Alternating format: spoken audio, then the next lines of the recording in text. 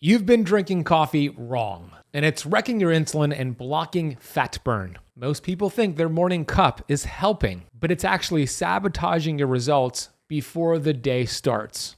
I'm going to show you how to turn your coffee into a metabolic weapon with the right timing, ingredients, and simple fat burn hacks. Once you make this shift, your body will start burning fat faster, even without changing anything else. What's crazy is that your morning cup of coffee might just very well be the reason why you feel stuck. First, you need to understand this. There is a relationship with your morning cup of coffee and two key hormones that allow you to either burn fat or these hormones will trigger store fat. And those two hormones are cortisol and insulin. Yes, coffee, caffeine, triggers cortisol. And that's not necessarily a bad thing when it's timed right. But if you're in the habit of drinking your coffee immediately after you wake up with no food, sleep debt, or stress, it spikes cortisol even higher. And guess what? Cortisol raises insulin.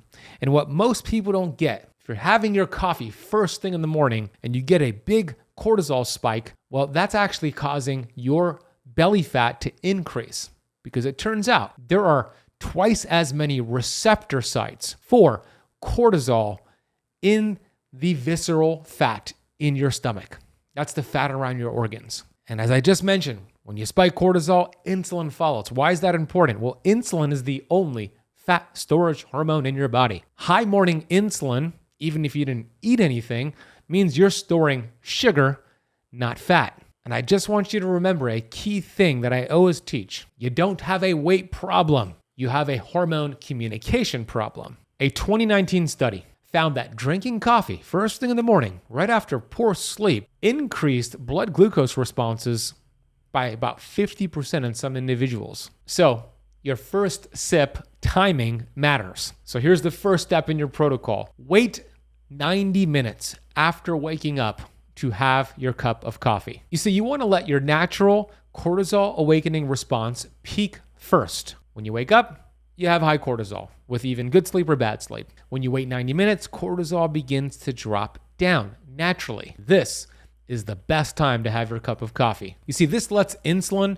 and cortisol stabilize. So when you do drink coffee, it enhances fat burning instead of blocking it. And here's something else that's cool. You actually get more bang for your buck from the caffeine in the coffee. You see, when you drink your coffee first thing in the morning, chances are you're going to want a second, a third, a fourth, and a fifth cup later on in a day. Some people even reach for toxic 4-hour energy drinks and stimulants. But when you wait 90 minutes, cortisol drops, you actually use more of that caffeine more efficiently. This means less of a reliance on caffeine and stimulants the rest of the day. Win-win.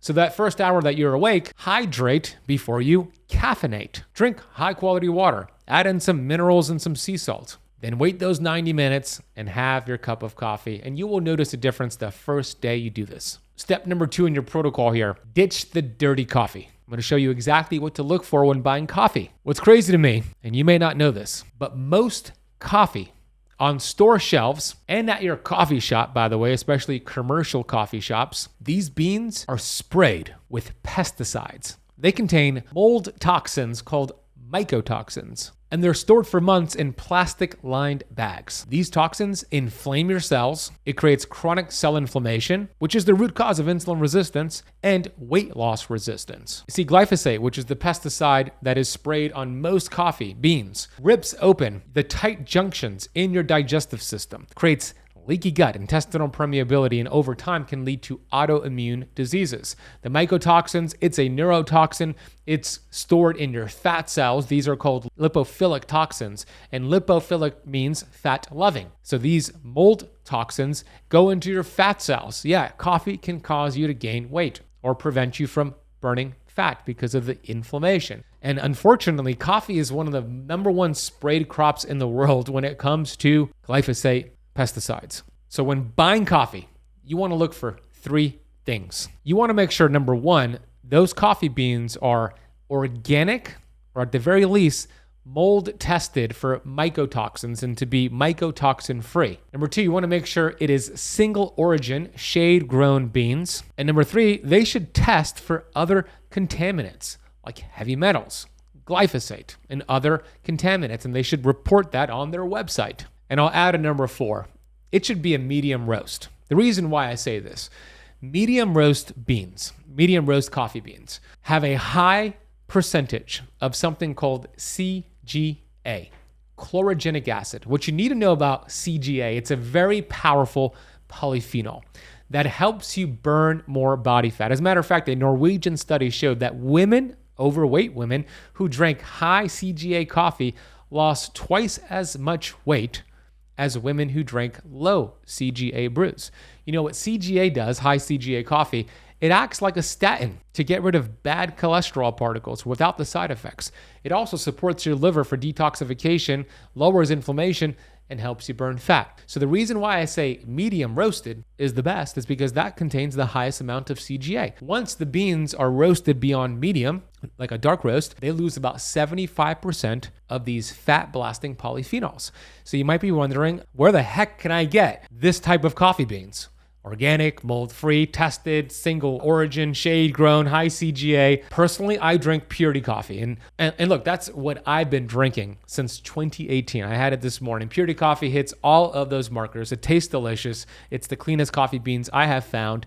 And my audience always gets 15% off your Purity coffee beans if you go to KetoCampCoffee.com, camp with a K, or if you just scan the QR code on the screen and use the coupon code KetoCamp at checkout, you'll get 15% off your coffee beans. Now it's important to talk about step 3 in your protocol. You want to skip sugar bombs and fake creamers. This is where a lot of people go wrong with their coffee. Even a tablespoon, something as small as a tablespoon of sugary creamer or natural flavor syrup spikes insulin and shuts down fat burn for hours. You might think, but I'm fasting. But that 50-calorie caramel swirl just broke your fast. So you want to avoid any sweeteners, any creamers that list the following ingredients. Vegetable oils. These include canola, soybean, cottonseed, sunflower, etc. You want to avoid any sweeteners that have artificial sweeteners in it. Sucralose and aspartame or isosulfame potassium, not good. And then you want to avoid any sweeteners and creamers that use the term natural flavors, which is an umbrella term that could actually hide a lot of toxic ingredients. These are usually petrochemical derived, and in some cases, get this, natural flavors, especially vanilla, could be beaver anal glands. I'm not joking, look it up. If you want to sweeten your coffee, then you want to go with stevia or monk fruit or xylitol and just put a small amount. Or if you want to go with creaminess, I would blend in either a tablespoon of grass-fed butter or grass-fed ghee, or even use something like MCT oil. I'll talk more about that later on. These healthy fats actually lower insulin and extend the benefits of fasting. Step 4 now. This is how you turn your coffee into a metabolic weapon. This is my recipe. This is what I do for my personal cup of coffee that keeps me in a fat-burning state where my brain is fired on all cylinders and I crush the day. So first of all, you want to grab 10 to 12 ounces of organic black coffee, mold-free. Again, I use Purity coffee. I use a French press, but whatever method you want to use, go for it. For me, I use a stainless steel French press, and I'll put in the notes of this episode the stainless steel French press that I use. I don't use plastic or even glass. I use stainless steel, and I'll put it down below. Then I put in 1 tablespoon of grass-fed butter. If you're sensitive to lactose, you could switch to ghee instead. I incorporate 1 teaspoon of MCT oil in glass, organic MCT oil in glass, and I'll put a link for the one I use down below in the notes. And then sometimes I'll put a little sprinkle of cinnamon, sometimes not. And I put a little bit of sea salt because I want to increase my mineral content in that cup of coffee. If you want to sweeten it, put stevia or monk fruit or xylitol. I don't typically do that. And I mix it all together. And here's why this works, by the way. So the MCT oil, which stands for medium chain triglycerides, this is a medium chain fat that doesn't require digestion. It actually bypasses digestion, super cool, to go right into the mitochondria within your cells to give it an energy source. So it gives you this quick burst of energy, especially in the brain, because the brain has the highest concentration of mitochondria. So within minutes, you're going to notice the energy being produced from your mitochondria from the MCT oil. The butter or the ghee stabilizes blood sugars. It doesn't raise insulin or glucose, keeps you in a fasted state, and it tastes pretty damn delicious. The cinnamon, if you choose cinnamon, acts as like a natural glucose disposal agent. So when you drink this, you're going to stay in a fasted state. You're going to burn fat.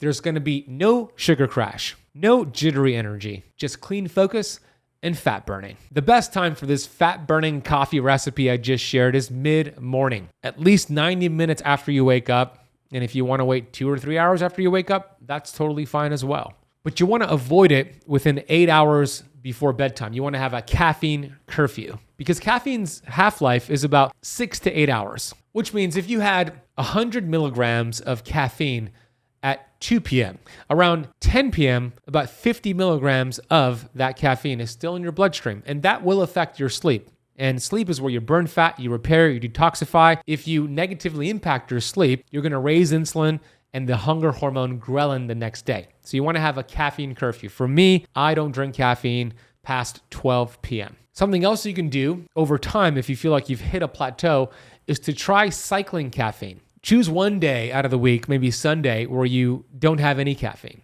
Resensitize your adrenal glands, resensitize your hormones, and then bring it back in on a work day. But you could try that. You don't have to, but you could try that. But when you do reset by skipping a day once in a while of caffeine, this resets adenosine receptors and resensitizes you to caffeine's fat mobilizing effect. Some advanced coffee hacks for fat burn and insulin are the following. Sometimes I do this. Sometimes I'll add L-carnitine tartrate or taurine to my coffee to enhance mitochondrial fat transport. Sometimes I'll even add creatine, about 5 grams of creatine, or even 30 grams of high-quality collagen protein to my coffee. It does break the fast, by the way, but these are things you can do. So I'll add the protein to my coffee on the days that I strength train.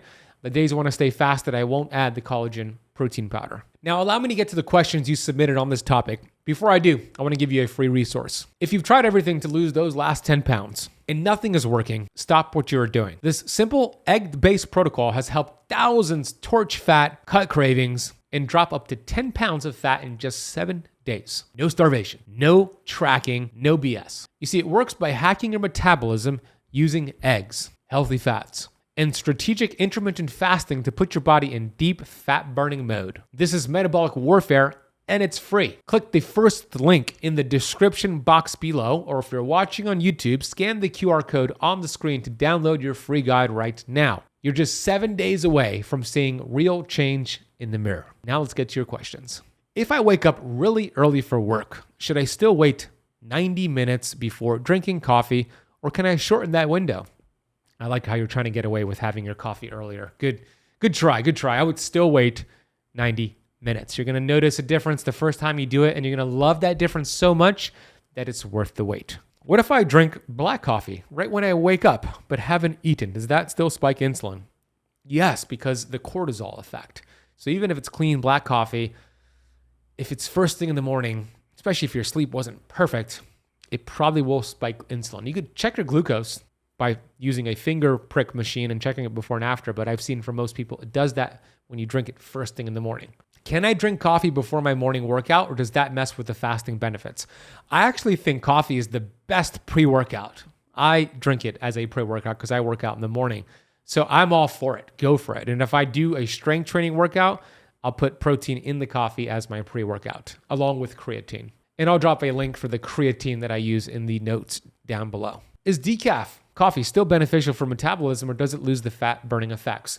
You don't get as many fat burning benefits with decaf compared to caffeinated coffee. But if you find a high quality, like Purity Coffee has decaffeinated beans, still has a good amount of CGA, still antioxidants in there. There's still benefits, but the caffeine actually accelerates those benefits. So it doesn't mean don't drink it. Just still find a clean source like Purity Coffee. If you choose decaf, you'll still get some benefits. And here's the good news. If you do decaf, you don't have to wait 90 minutes to have your cup of coffee. What's the difference between MCT oil and coconut oil? Does it really matter for fat burning? MCT oil is going to be more effective for fat burning. Coconut oil, depending on where the coconut oil is sourced and how it's processed, can contain about 20 to about 30% medium chain triglycerides. So there's a percentage of it in there, but with an MCT oil, it's 100% medium chain triglycerides. And MCTs, medium chain triglycerides, have that effect where it bypasses digestion, goes right into the cells and the mitochondria use it. Coconut oil, only about 20 to 30% of that happens because it has only 20 to 30% of medium chain triglycerides. I hope that makes sense. Well, there you have it. Now you know the right way to drink coffee, the wrong way to do it, and the right time to have it. Share this with somebody you know. thanks for watching. Thanks for listening. And if you love this lesson, you gotta watch a recent video I just published on why your diet was built to keep you sick, fat, and addicted. You're gonna be blown away by how these companies have chemically engineered these frankenfoods to make you addicted. You gotta check out this video. Here's a clip from that video. Click the video on the screen in front of you right after, and I'll see you in that next lesson. They hire food scientists and neuroscientists to make these food products addictive on purpose. And they spend billions marketing them as healthy, low fat, or heart smart. Our food system intentionally added harmful ingredients to hijack our taste buds and trap us in